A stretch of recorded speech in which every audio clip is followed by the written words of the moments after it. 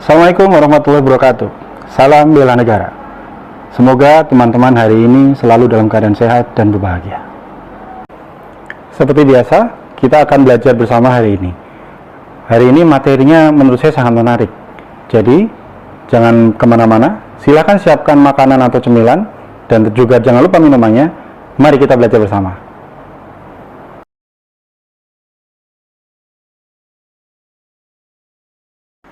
Kali ini kita akan membahas tentang Peraturan Dewan Pers nomor 1 garis miring Peraturan Strip DP garis miring Romawi 3 garis miring 2012 tentang pedoman pemberitaan media siber. Undang-Undang nomor 40 tahun 1999 tentang pers disusun sebelum media siber atau daring merebak seperti saat ini. Media siber pertama di Indonesia adalah republika.co.id yang muncul pada tahun 1995, diikuti oleh tempointeraktif.com pada tahun yang sama dan kompas.com pada tahun 1998. Keberadaan media siber di Indonesia juga merupakan bagian dari kemerdekaan berpendapat, kemerdekaan berekspresi, dan kemerdekaan pers. Media siber memiliki karakter khusus sehingga memerlukan pedoman agar pengelolaannya dapat dilaksanakan secara profesional, memenuhi fungsi, hak, dan kewajibannya sesuai Undang-Undang tentang Pers dan Kode Etik Jurnalistik.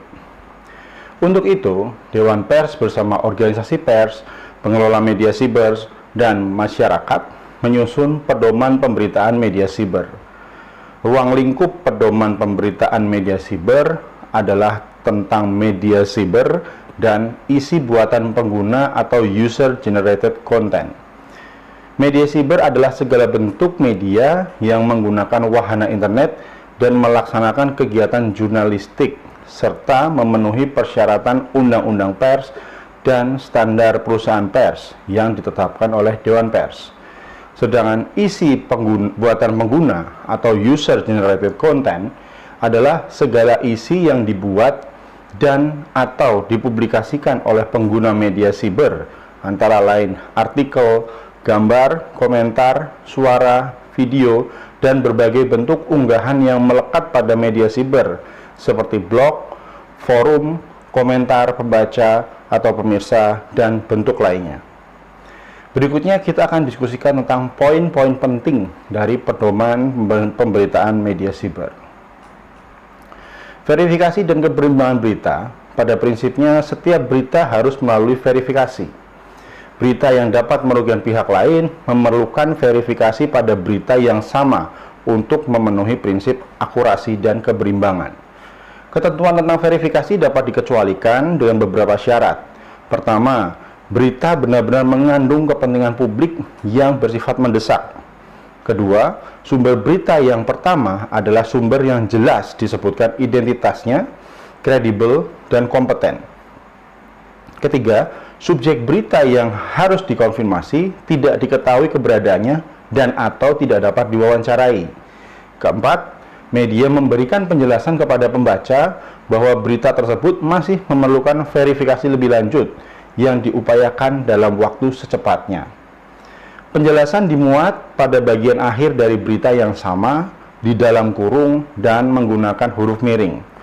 Setelah melakukan itu, media tetap wajib meneruskan upaya verifikasi, dan setelah verifikasi didapatkan, hasil verifikasi itu dicantumkan pada berita pemutakhiran atau update, dengan tautan pada berita yang belum terverifikasi. Isi buatan pengguna atau user generated content, terdapat beberapa hal yang diatur dalam pedoman pemberitaan media siber terkait dengan isi buatan pengguna atau user generated content. Media siber wajib mencantumkan syarat dan ketentuan mengenai isi buatan pengguna yang tidak bertentangan dengan Undang-Undang tentang Pers dan Kode Etik Jurnalistik yang ditempatkan secara terang dan jelas. Media siber mewajibkan setiap pengguna untuk melakukan registrasi keanggotaan dan melakukan proses login terlebih dahulu untuk dapat mempublikasikan semua bentuk isi buatan pengguna. Dalam registrasi tersebut, media siber mewajibkan pengguna memberi persetujuan tertulis bahwa isi buatan pengguna yang dipublikasikan memenuhi sejumlah kriteria. Pertama, tidak memuat isi bohong, fitnah, sadis, dan cabul. Kedua, tidak memuat isi yang mengandung prasangka dan kebencian terhadap suku, agama, ras, dan antar golongan atau SARA, serta menganjurkan tindakan kekerasan. Ketiga, tidak memuat isi diskriminatif atas dasar perbedaan jenis kelamin dan bahasa, serta tidak merendahkan martabat orang lemah, miskin, sakit, cacat jiwa, atau cacat jasmani. Media siber memiliki kewenangan mutlak untuk mengedit atau menghapus isi buatan pengguna yang bertentangan dengan kriteria-kriteria tersebut. Media siber wajib menyediakan mekanisme pengaduan isi buatan pengguna yang dinilai melanggar kriteria-kriteria tersebut. Mekanisme pengaduan harus disediakan di tempat yang dengan mudah dapat diakses oleh pengguna. Media siber wajib menyunting, menghapus, dan melakukan tindakan koreksi setiap isi buatan pengguna yang dilaporkan dan melanggar kriteria-kriteria itu sesegera mungkin dan secara proporsional. Selambat-lambatnya 2 kali 24 jam setelah pengaduan diterima. Media siber yang telah memenuhi ketentuan tidak dibebani oleh tanggung jawab atas masalah yang ditimbulkan akibat pemuatan isi yang melanggar ketentuan pada kriteria itu. Media siber bertanggung jawab atas isi buatan pengguna yang dilaporkan bila tidak mengambil tindakan koreksi dan setelah batas waktu yang ditentukan. Berikutnya kita akan membahas tentang ralat, koreksi, dan hak jawab.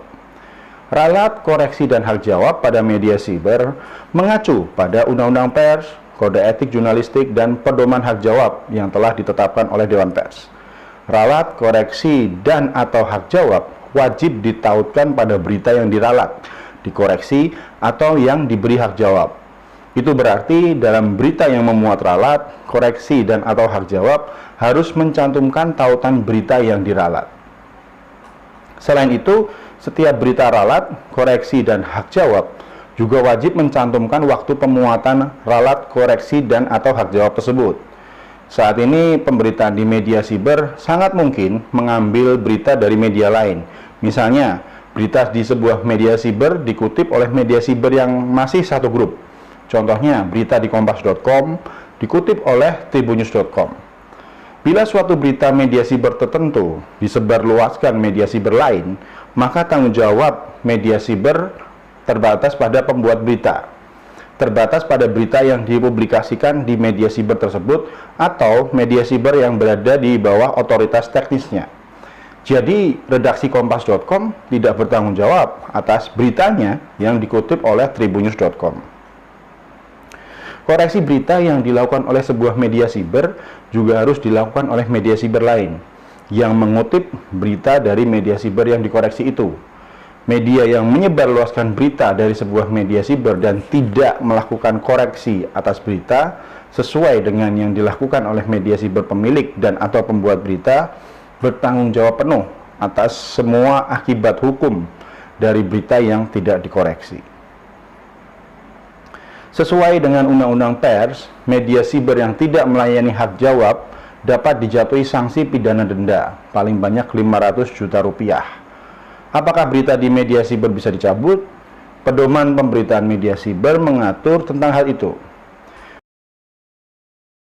Berita yang sudah dipublikasikan tidak dapat dicabut karena alasan penyensoran dari pihak luar redaksi, kecuali yang terkait dengan masalah SARA, kesusilaan, masa depan anak, pengalaman traumatik korban, atau berdasarkan pertimbangan khusus lain yang ditetapkan oleh Dewan Pers. Media siber yang mengutip berita dari media lain yang telah dicabut wajib mengikuti pencabutan tersebut.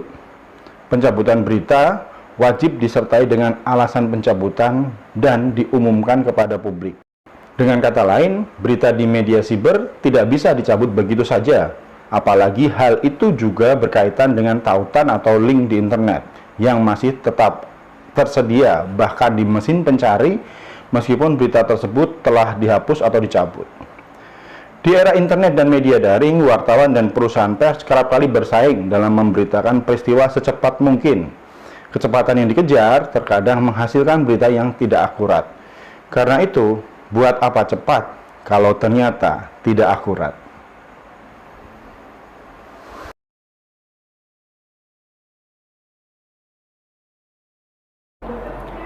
Itu saja materi kita hari ini. Mudah-mudahan teman-teman bisa memahaminya dengan baik. Jangan lupa tetap bersemangat. Kita akan bertemu lagi minggu depan. Wassalamualaikum warahmatullahi wabarakatuh.